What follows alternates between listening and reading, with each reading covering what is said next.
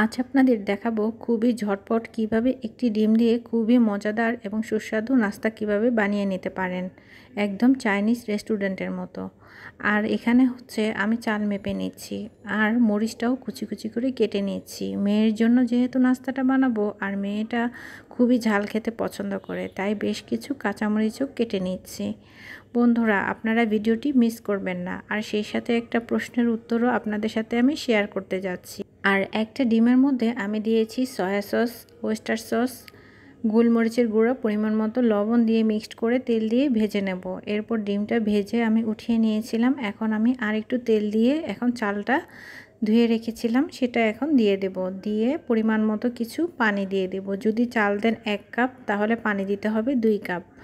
যখন অনেকটা হয়ে আসলো ঠিক তখনই দিয়ে দিলাম ভেজে রাখা ডিম, সেই সাথে কাঁচামরিচ আর পরিমাণ মতো লবণ আর হচ্ছে ওয়েস্টার সস, সয়া সস, গোলমরিচ। তো সবগুলি উপকরণ আমি একসাথে দিয়ে দিয়েছি। আর এখন আপনাদের আমি বলবো, যদি ভিডিওটি ভালো লাগে অবশ্যই লাইক, কমেন্ট এবং সাবস্ক্রাইব করে পাশে থাকবেন। তো বন্ধুরা, আমি সবগুলি উপকরণ এখন দিয়ে দিয়েছি। আর লবণটা অবশ্যই চেক করে নিতে হবে, কারণ ওয়েস্টার সস, সয়া সসের মধ্যে প্রচুর পরিমাণ লবণ থাকে। আর দেখতেই পাচ্ছেন যে আমি কতটা ঝাল করে রান্না করছি, কারণ মেয়েটা ভীষণ ঝাল খায়, তাই এইভাবে ঝাল করে খাবারটা রান্না করে নিলাম। তো রেস্টুরেন্টের সাথে 1 কাপ চাল দিয়ে একটা ডিম দিয়ে খুবই মজাদার এবং ঝটপট চাইনিজ এগ রাইস তৈরি করে নিতে পারেন। আর খেতে কিন্তু ভীষণ সুস্বাদু এবং মজার ছিল। ইচ্ছে করলে আপনারা দিতে পারেন টেস্টিং সল্ট, কিন্তু আমি এটা ব্যবহার করিনি। এটা যত কম ব্যবহার করে ততই ভালো। তো এই ক্ষেত্রে দেখুন আমার কিন্তু অনেকটা হয়ে গিয়েছে।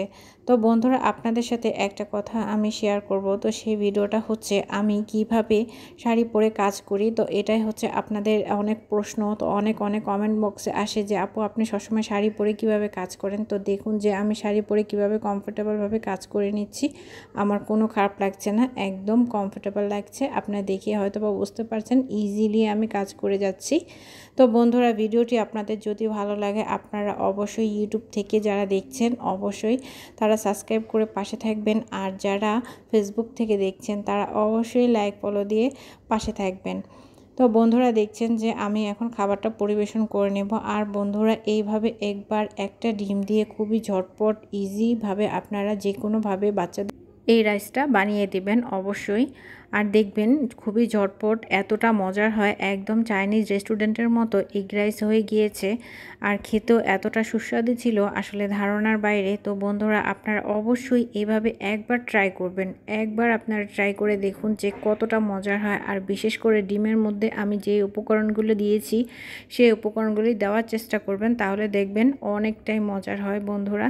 তো যারা এতক্ষণ আমার সম্পূর্ণ ভিডিওটি দেখেছেন তাদেরকে অসংখ্য ধন্যবাদ এবং থ্যাংক ইউ যারা এতক্ষণ আমাকে সময় দিয়েছেন।